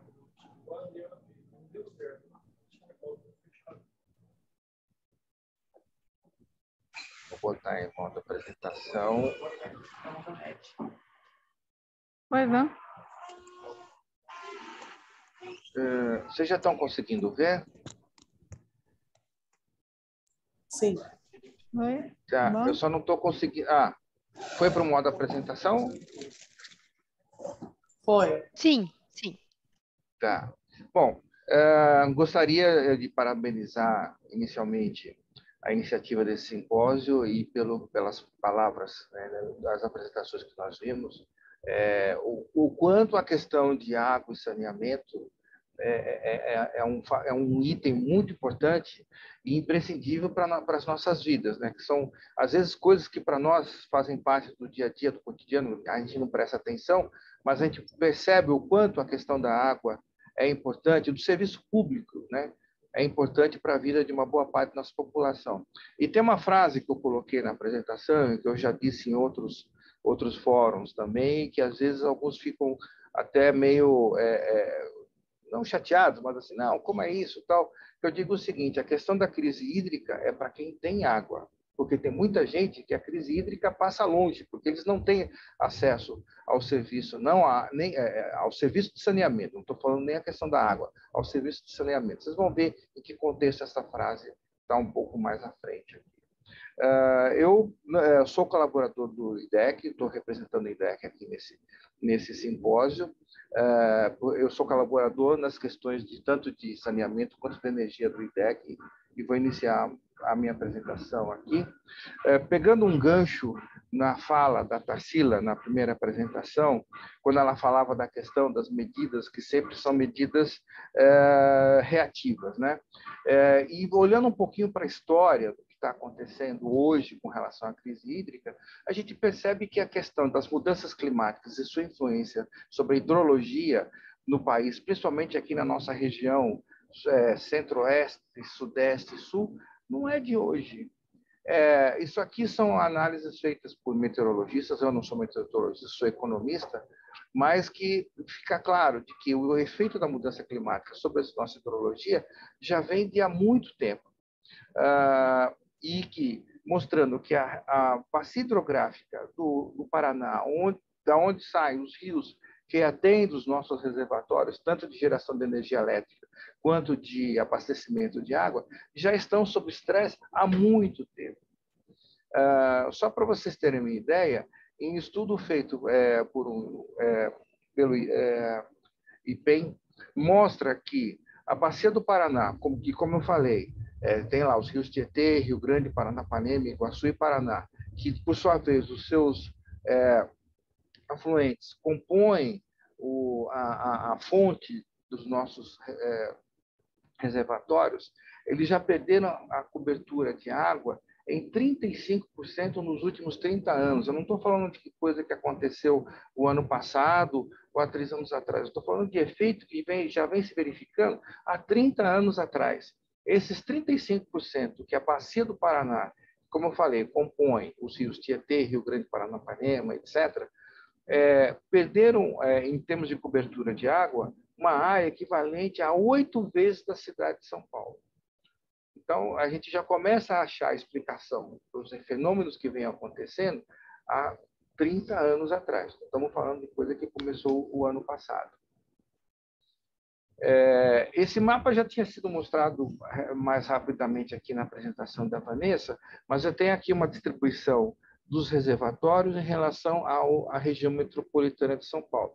Existe uma distribuição dos reservatórios, que são as áreas em azul, e aí, assim, isso explica também uma questão que a Sabesp tem colocado, de que, para atenuar a questão da crise hídrica, ela tem feito obras de interligação, o que tem atenuado os efeitos da crise hídrica em termos de abastecimento. Por que isso? Porque, originalmente, o sistema Cantareira, que é essa parte mais, da parte que está à direita do mapa, que começa ali em Salesópolis, Mogi das Cruzes e tal, ela era responsável por atendimento a aproximadamente quase 10 milhões de habitantes da região metropolitana. Com essas obras de interligação, essa dependência do sistema Cantareira tem diminuído, mas a gente vai ver que essas obras não são suficientes. Isso aqui eu estou fazendo uma abordagem mais especificamente do que acontece aqui na região metropolitana de São Paulo. Tá? E aqui uma comparação de como essa questão das mudanças climáticas vem representando em termos do estresse sobre o nosso sistema de reservação. Isso aqui é uma notícia que saiu no Valor Econômico em dezembro de 2014, ou seja, 7 anos atrás. Em dezembro de 2014, quando a gente já estava na crise hídrica lá atrás, se vocês verem a primeira barrinha aqui, o sistema Cantareira tinha 7% de volume de água disponível. Entretanto, em dezembro de 2013, um ano antes, estamos falando de algo que aconteceu há praticamente 8 anos atrás, o sistema Cantareira estava com a reservação dele estava com alguma coisa próximo de 30%. Olhando o mapa de reservação que a Sabesp publica todo dia no seu site, o sistema Cantareira esse ano está em 26%. Ou seja, a gente está, esse ano, abaixo da reservação do que tinha em 2013, que foi o pior ano dos últimos 10 anos. Então, para vocês verem como a nossa situação não é muito confortável. Quando vocês olham a reservação de sistemas que estão aqui no sul, da região metropolitana, como Guarapiranga e Rio Grande, aqui, por exemplo, em dezembro de 2014, nós tínhamos praticamente 36% no sistema Guarapiranga. Hoje nós temos 52%, ou seja, o sistema alocado no sul da região metropolitana está mais confortável do que estava em 2014. Mas olhando o sistema Cantareira, que ainda é responsável por uma boa parte do atendimento da região metropolitana, ainda estamos numa situação bem complicada. E aqui vamos para os impactos. E fica claro, até na questão que a Vanessa mostrou bem claramente para nós, que a crise hídrica aprofunda uma questão que é fundamental na nossa vida, que é a questão da desigualdade, que eu chamo de pobreza do saneamento, que nós temos uma boa parte da população que ainda não é atendida. E aí, dificuldades de acesso das comunidades, usualmente localizadas em áreas que haviam sido invadidas. E isso mostra também o quanto que os investimentos têm que ser melhor distribuídos, ou seja, investimentos têm que ser feitos tanto nas áreas que já são atendidas, porém tem também necessidade de investimentos em áreas que não são atendidas. é preciso resolver essa dicotomia de que, em áreas que foram invadidas, existem questões legais e jurídicas que impedem, por exemplo, o acesso do poder público, do serviço público, porque estão localizadas em áreas atendidas. No entanto, elas já estão lá. O que poderia ser feito? Então, é simplesmente você negar o acesso do serviço. Então, é preciso uma calibragem melhor dessa questão. Voltando àquela frase que eu tinha falado, a crise hídrica é para quem já tem, pelo menos, rede de água. E a questão do saneamento vai além da questão só da falta de água, mas também pela questão da falta de coleta de esgotos e o seu tratamento. Uma boa parte da população, por exemplo, no estado de São Paulo, ela tem o acesso à coleta de esgoto, mas ainda falta o principal, que é o tratamento. Você retira o esgoto, não deixa que ele fique ali passeando pela rua ou pela rede fluvial, pluvial, mas você precisa fazer o tratamento. E isso não ocorre ainda. E isso tem impacto diretamente na vida das pessoas, como a gente estava vendo na pesquisa que foi feita pela Vanessa. Por exemplo, uma boa parte dos afastamentos de crianças de escola, segundo dados de pesquisa do IBGE, se dão nessas regiões carentes, se dão na faixa de crianças que vão de 5 a 14 anos. Por quê? Elas têm problema de saúde, têm problema de disenteria, febre, ou seja, isso afeta o dia a dia das pessoas. Por exemplo, uma pessoa que trabalha, que tem uma criança em casa que está doente, provavelmente ela também vai ser impedida de se deslocar para o trabalho. Ela não vai poder deixar a criança sozinha porque ela está doente. Então, isso cria toda uma dinâmica de prejuízos que a economia como um todo vai sendo afetada por uma questão que é falta de saneamento básico. A falta de saneamento básico, que é tanto o tratamento da água, depois vem a coleta de esgoto, depois o tratamento de esgoto, também causa um outro problema que a gente estava discutindo, que é você tem em plena crise hídrica, e mesmo que você não tivesse o problema da crise hídrica, a questão da disponibilidade de água. Porque, na medida que você cada vez mais vai poluindo rios e córregos e fontes mananciais, que são as nossas fontes de suprimento de água, vai fazendo com que a disponibilidade hídrica, aquela quantidade de água por habitante, principalmente na região metropolitana de São Paulo, vá diminuindo, trazendo mais um outro custo adicional para todo o sistema, que é você ter que trazer a água de regiões mais distantes. A questão de você da Cantareira é um exemplo típico disso. O sistema Cantareira ele é abastecido por rios que vêm lá de Minas Gerais, atravessa o Rio de Janeiro e entra no estado de São Paulo. Você tem que compartilhar essa água com os moradores da região metropolitana de São Paulo. Uma parte dessa água do Cantareira também vai para o interior de São Paulo, para a região de Jundiaí, Campinas e regiões, municípios adjacentes, porque você não consegue tratar adequadamente as nossas fontes de água. Que bom seria se nós pudéssemos ter tanto os nossos grandes rios que atravessam São Paulo, como Pinheiros e como Tietê, e também os nossos córregos, que pudéssemos utilizá-los também como fonte de água. Talvez não uma fonte de água direta por conta de poluição, por conta da contaminação, mas que você pudesse ter, por exemplo, uma água de uma qualidade que você pudesse utilizá-la para outros, como de reuso, ou você pudesse utilizá-la também até, eventualmente, como mobilidade, utilizando o Rio Pinheiros e o Rio Tietê como fonte de transporte, adicional de transporte também.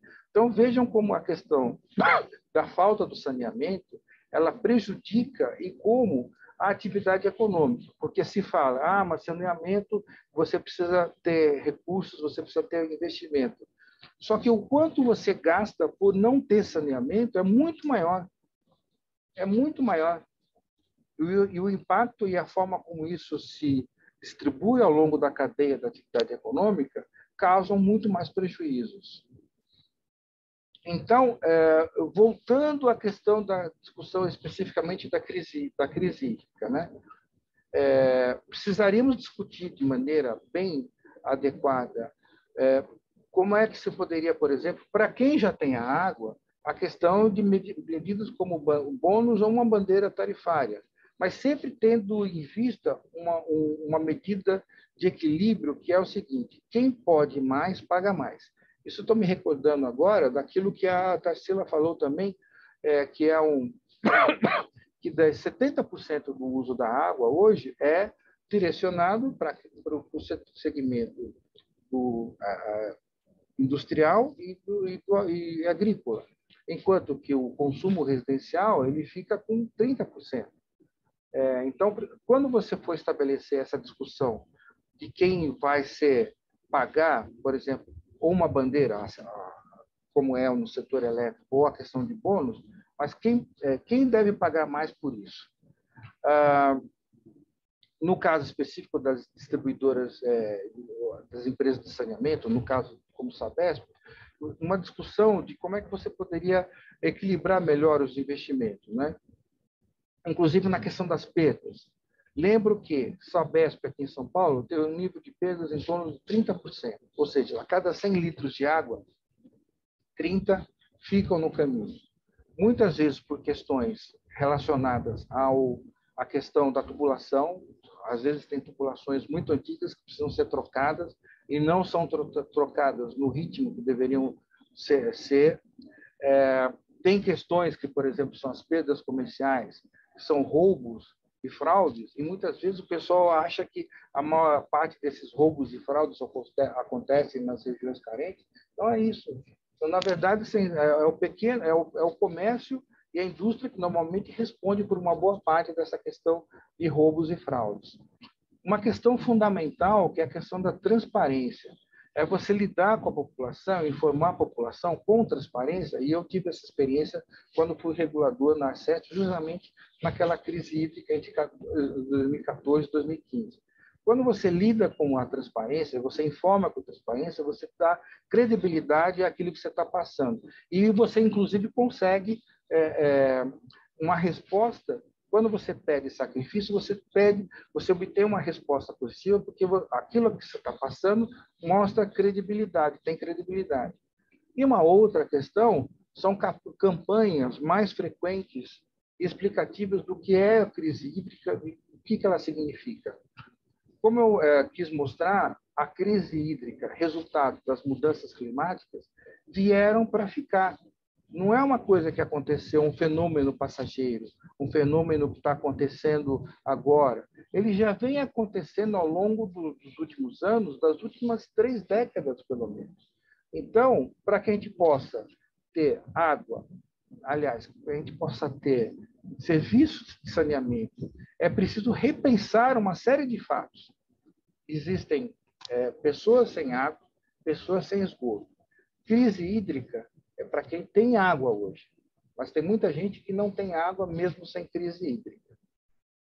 Muito obrigado, gente. Obrigado pela atenção e obrigado pelo convite. Obrigada, doutor Anton. Muito obrigada pela sua apresentação. Acho que trouxe uma outra ótica, né, da questão. O que me chamou a atenção, né, que eu gostaria de pontuar, é que há 30 anos, né, 3 décadas, e nada, a gente está vendo que isso se agrava e nada de planejamento, né? Foi o que a gente tem discutido aí ao longo das 3 apresentações, nada de planejamento, né? E eu acho que uma coisa que eu acho que você tocou no final da sua apresentação é a proteção social aos mais vulneráveis, né? Com a tarifa para quem pode mais pagar, e aí sim, né, tentar fornecer água de boa qualidade em quantidade suficiente para essas pessoas mais vulneráveis, né? Quando a gente fala isso, a gente pensa no impacto na saúde, né? E acho que você colocou bem isso. E eu tenho um dado da Organização Mundial da Saúde que tem uma medição que são assim anos de vida saudáveis perdidos. As nossas crianças, né, têm 8 vezes mais anos perdidos de vida saudável do que seus pares que crescem em países desenvolvidos. Então, para mim, isso é bem alarmante, e isso que você mostrou aí na sua apresentação foi também bastante enfático, Então, eu te agradeço muito, agradeço por ter vindo, né, substituir a Carlota. Nossa, um prazer tê-lo aqui, e acredito que a gente vai agora ter uma discussão bastante rica, né, com quem está nos assistindo. Então, agradeço mais uma vez, e agora, então, a gente acho que pode começar o debate, né, Denise? Denise e Geise, que estão organizando essa parte aí. Podemos sim, professora. Muitos participantes aqui estão parabenizando a todos, né, pelas apresentações, pelas colocações que trouxeram. Lembrando que o nosso público principal são de servidores do SUS que trabalham com a vigilância da qualidade da água, né? Então, eles enfrentam aí no dia a dia muitos desafios, né, tanto na gestão da qualidade da água, quanto nessa interlocução entre empresas de saneamento e consumidores, né? Então, eles estão colocando alguns comentários gerais, assim, acho que não veio nenhuma pergunta em específico, mas estão colocando principalmente essa questão do uso da água pelo setor agrícola, né? Que a doutora Tarsila trouxe logo no começo, então que isso deveria ser melhor regulado de fato, né? Com cobrança do uso da água pelo setor. Comentário também a questão da desigualdade de acesso à água, né? Então, como o Ulisses, né, comentou, a Maria Lúcia, como não é um cenário distante, né, da gente, não está restrito a outros países mais pobres, mas que está aqui na região metropolitana de São Paulo, e por muitas vezes a gente torna isso invisível, né? O Ulisses comenta que a pandemia serviu de desculpa para o desvelo e quebra de padrões de potabilidade. Então, como ficou prejudicado muitas vezes o próprio monitoramento da qualidade da água, né? Não só realizado pelas empresas de saneamento, mas também pelas vigilâncias, usando aí a pandemia como uma causa para isso, né? O que mais que a gente tem para colocar? A Maria Lúcia destaca que é um absurdo, né, ter 30% da água tratada, né, perdida, é uma água que já houve tratamento, já houve investimento, poderia abastecer aí uma família, né, se pensar em 30 litros, daria para abastecer uma família. E Ulisses também comentando a questão do planejamento e a importância da educação, né, em informar os indivíduos, em esclarecer a sociedade dos seus direitos e da questão da conservação e da preservação dos recursos naturais. Elise, posso fazer só um comentáriozinho sobre essa Claro. observação das perdas? Eu falei de 30% aqui da Sabesp, mas eu diria para você que o que ocorre aqui em São Paulo, esses 30%, eu estou falando na área da Sabesp. Tem outras empresas concessionárias de saneamento em São Paulo, instaladas no interior de São Paulo, e algumas delas, as perdas são bem menores. Inclusive, em próprias cidades da Sabesp, aqui no interior de São Paulo, como, por exemplo, Franca, o nível de perdas nessas cidades é muito menor. Agora, na média, dá 30%. Mas se você comparar, por exemplo, o que ocorre aqui em São Paulo, na região da Sabesp, comparado com outras regiões, como o Norte e o Nordeste, isso aqui é uma maravilha. Existem essas regiões no Norte e Nordeste que as perdas chegam a 70%, ou seja, de cada 100 litros de água, 70 não chegam ao consumidor. Tá? Então, assim, a média internacional tem lugares, por exemplo, é interessante, né? No Japão, em que tem muitos terremotos, tal, não sei o quê, mas o nível de perda lá está em torno de 5%. Muito obrigada, Antônio, pelos esclarecimentos. O Fabrício, que é de São Carlos, ele comenta que na cidade chega a 45% as perdas em São Carlos. E a Maria Lúcia faz uma pergunta para a doutora Vanessa, se houve alguma atuação da vigilância municipal nos locais que houve a pesquisa, diante de tantos riscos à saúde da população local? Houve uma conversa junto com as vigilâncias, se tem uma atuação mais próxima ali? Não, nós não tivemos nenhum relato, né, sobre a atuação da vigilância, mas nós também não perguntamos. Então, eu acho que é um espaço de diálogo que a gente pode construir com certeza, né, que fortalece os dados que a gente está levantando e traz mais uma camada de informações. Então, a gente está à disposição para conversar sobre esse assunto, com certeza. Eu posso fazer um comentário? Que aí eu gostaria de ouvir, né, o doutor Anton e a doutora Vanessa. O que eu acho que a gente percebe é essa falta de interlocução também, né, entre as secretarias, por exemplo, né, a Secretaria de Infraestrutura e Meio Ambiente, com a Secretaria de Habitação, com a da Saúde. Quer dizer, acho que poderia ter uma interlocução, né, porque as coisas não andam sozinhas, elas têm repercussões em outras dimensões, né? Então, eu gostaria de escutar o que vocês pensam sobre isso, e eu acredito que não sei, acho que a gente está muito longe disso ainda. Eu gostaria de ouvi-lo sobre isso. Vanessa, você fala primeiro, depois eu falo. Pode começar. Bom, pela minha experiência na época que eu fui regulador, uma coisa que eu percebia era o seguinte: muitas vezes você tem a intenção, você tem muitas vezes também existe a determinação legal, mas a forma como isso se projeta até lá a ponta, onde você tem o relacionamento direto com o consumidor, sempre deixa a desejar. Isso de uma maneira geral com relação à questão de serviços públicos em geral. Eu não vou falar somente da questão da água, mas, por exemplo, na questão de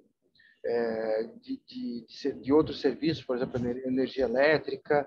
Então, sempre tem se tenta dinamizar a atuação até mais serviços digitais, e muitas vezes até eu entendo, né, a questão de você, através da digitalização, você consegue ser mais rápido e também reduzir o custo, mas também não se leva em consideração o fato de que uma parte da população não tem condições de serem digitalizados, o atendimento digitalizado.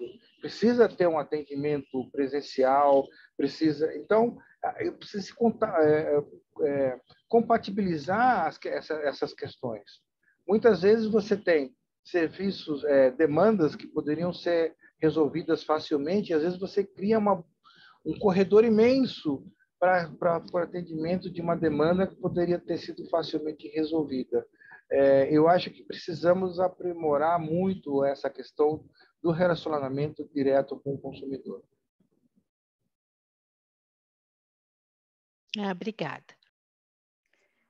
Eu acho essa questão que a professora Maria Tereza traz, ela é bem pertinente, e assim, por isso também que tanto eu quanto a professora Luciana, nós ficamos muito contentes com o convite para participar do seminário, né, e dialogar mais nesse contexto com o pessoal da saúde, porque, sim, é uma barreira, né, a estrutura institucional do Estado, ela é toda setorializada, né, ela foi constituída dessa forma, então o diálogo entre esses setores, ele é complicado, e muitas vezes ele acontece por iniciativas de pessoas muito comprometidas que vão construir esses canais, né, que não necessariamente eles existam oficialmente. Então, acho que esse é um ponto importante para continuar a construir esses canais e esse diálogo.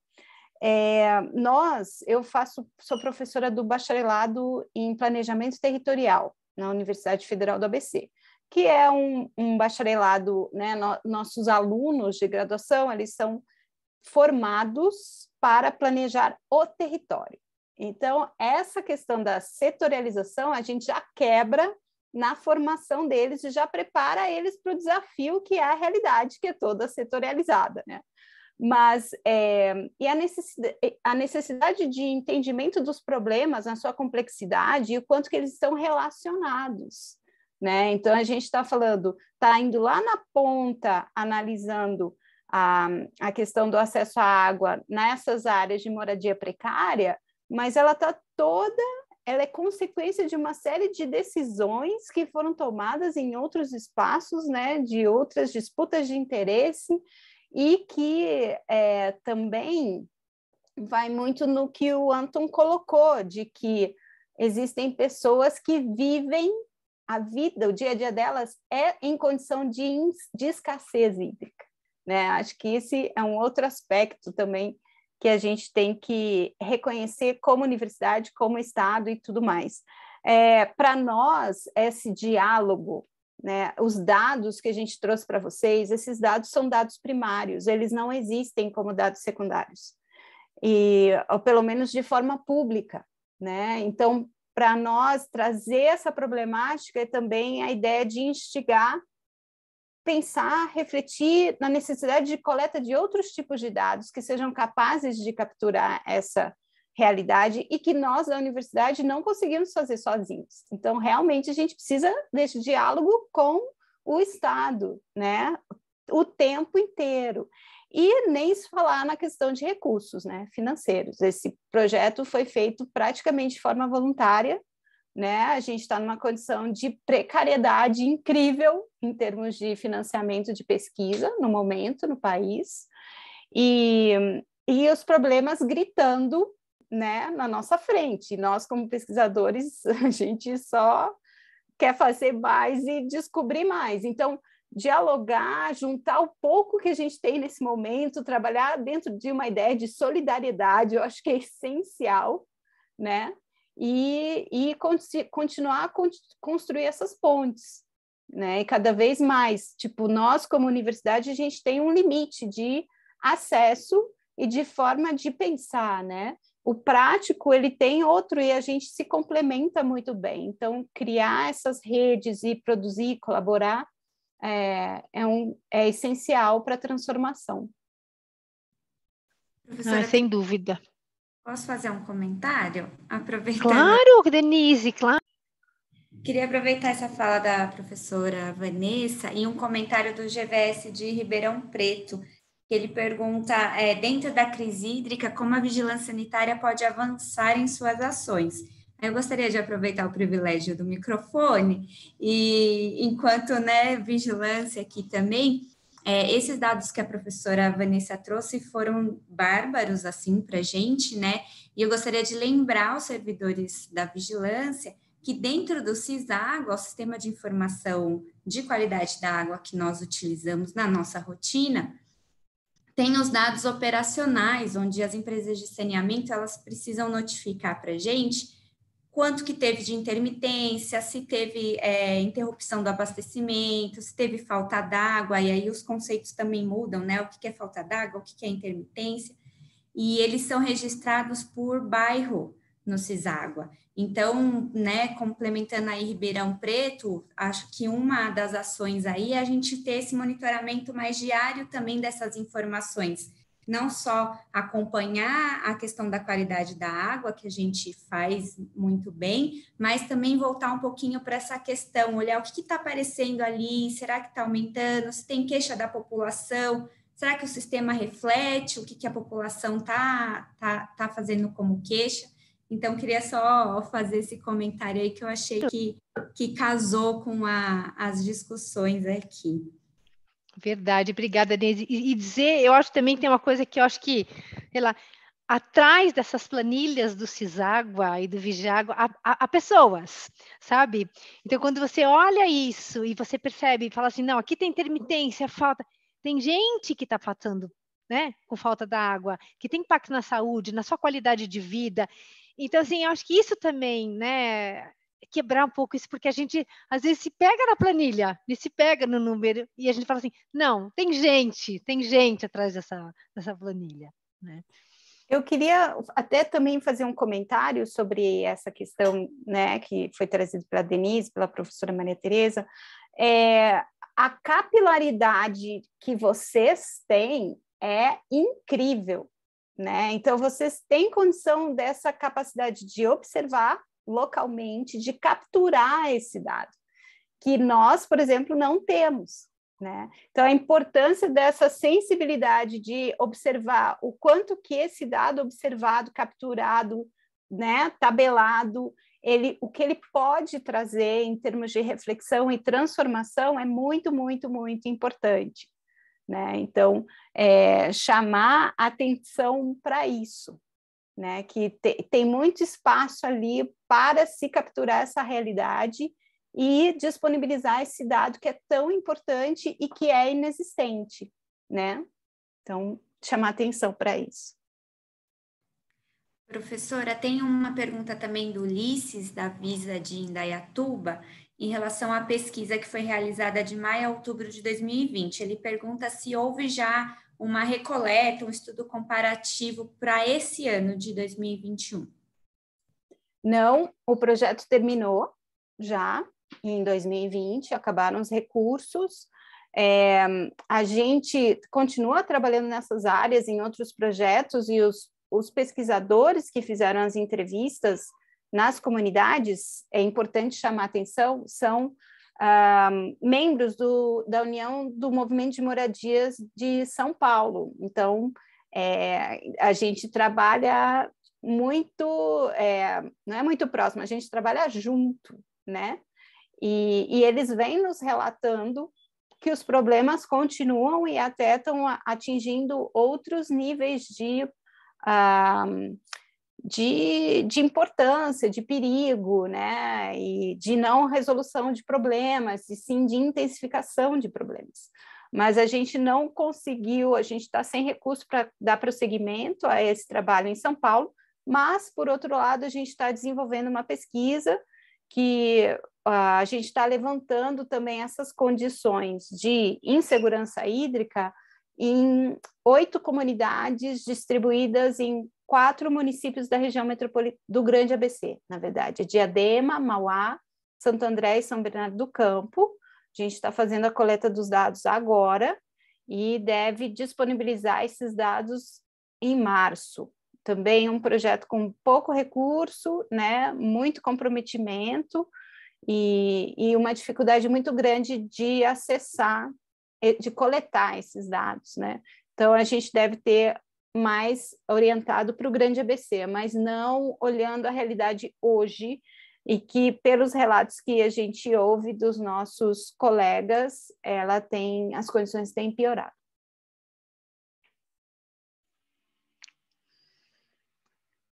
Tem mais alguma questão, Denise? Queria... Professora, só dando os parabéns mesmo, alguns comentários também em relação ao uso do solo, a questão do Vale do Paraíba, né, que já tem um problema com silvicultura, né, que demanda muita água para as plantações, e da transposição dos rios, né, do rio Itapunhaú, que visa suprir a perda da região metropolitana da capital, mas também pode criar um desequilíbrio ali para abastecer a própria região do vale, né? Sim, sim. Não, isso é assim mesmo, né? São as repercussões, né? Os desdobramentos que nossas ações acabam trazendo, né? E sem dúvida que há que se enfrentar. Eu gostaria de pedir, então, para o doutor Anton e para a doutora Vanessa, se caso queiram, fazer suas últimas considerações, enfim, porque a gente já está se encaminhando para o final, né, Denise, do nosso encontro.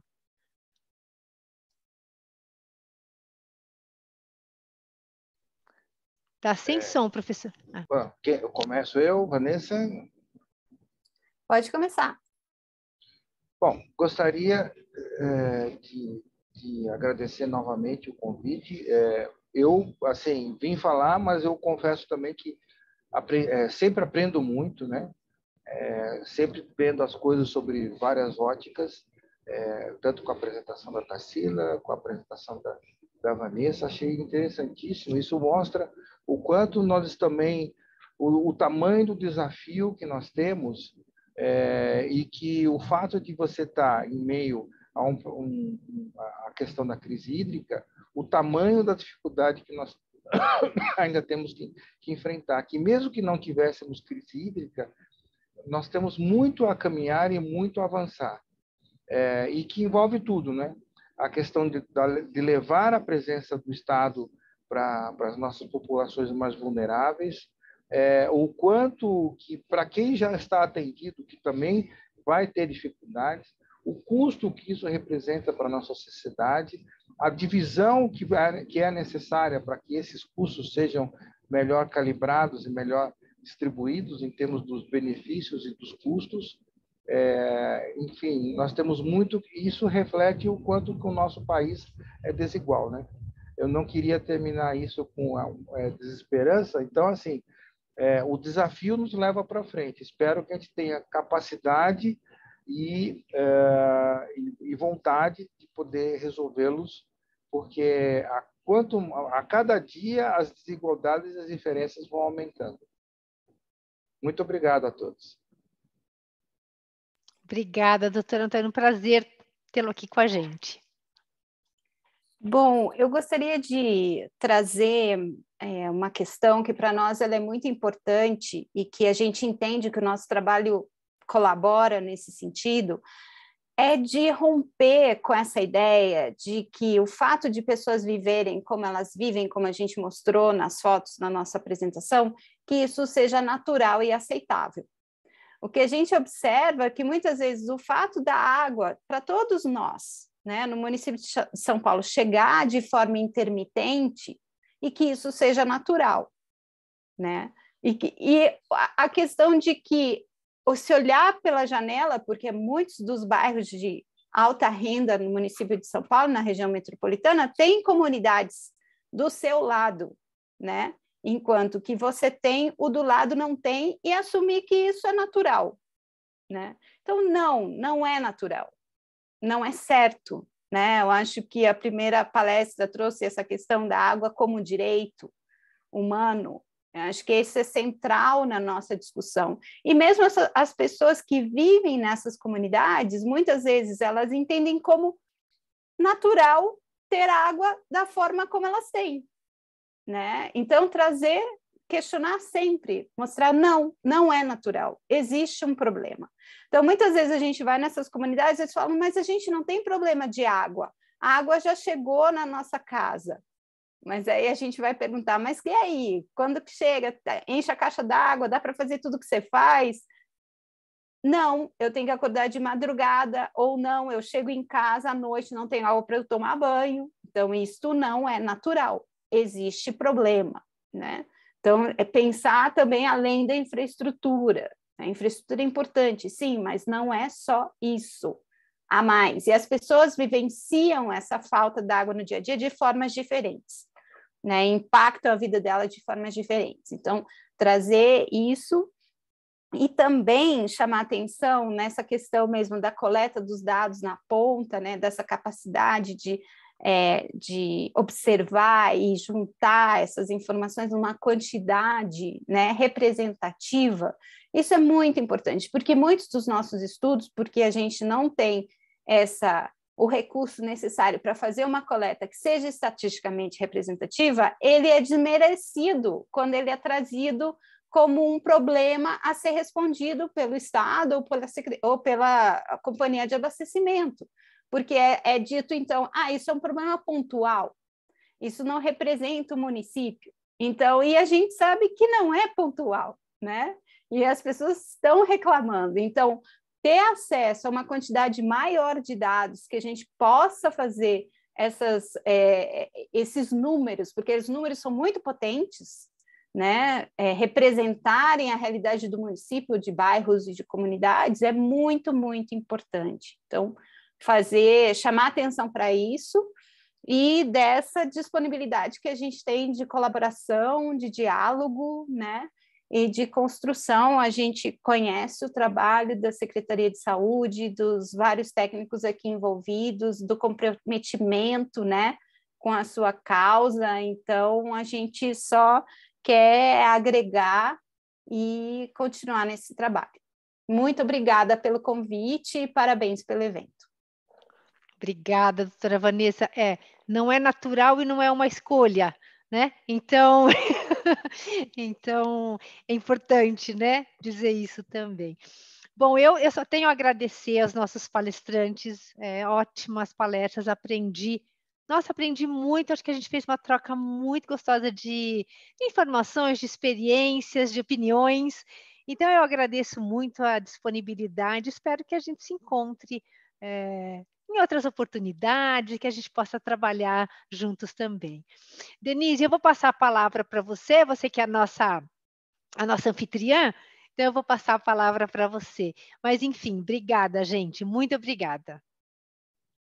Obrigada, professora Tereza. Eu gostaria de agradecer também a participação de todos. Acho que esse painel foi muito rico para contribuir com a nossa reflexão, né? A gente sabe que a rotina de vigilância pode ser um pouco caótica, mas acho que o momento do seminário é esse momento da gente refletir o nosso fazer a partir de mais informações, a partir de outras discussões e reflexões que vocês tem trazido para a gente ao longo desses anos. Então, agradeço em nome da Vigilância pela apresentação de vocês e convido a todos para acompanhar amanhã, às 10 horas, o painel 2, entre adaptações e resiliências, quais atributos devem ter os sistemas de abastecimento da água para enfrentar novos contextos climáticos. Amanhã nós vamos contar com a presença de 3 empresas de saneamento que vão discutir aí um pouquinho como que é esse trabalho em relação ao contexto, né, de novos extremos, né, das secas e da estiagem. Então, convido a todos para acompanhar amanhã, às 10 horas da manhã. E lembrando que o evento vai ficar gravado e, posteriormente, vai ser divulgado no canal do YouTube da Coordenadoria de Controle de Doenças. E aí, quando tiver público também, a gente divulga para todos através do site do CVS. Então, encerro por aqui. Obrigada a todos e até amanhã. Até amanhã. Tchau, até mais. Obrigado. Obrigada.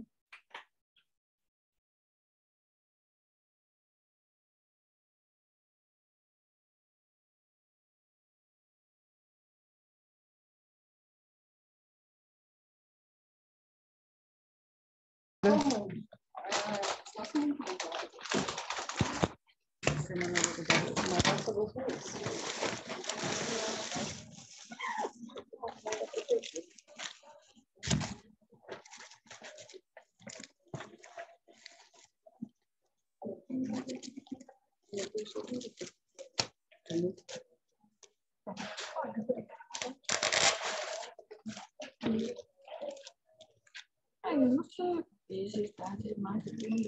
A senhora faz, né? Olha isso aqui, gente. Ficou delicadinho, né? Vamos cá, cada um. Vocês são 2, né?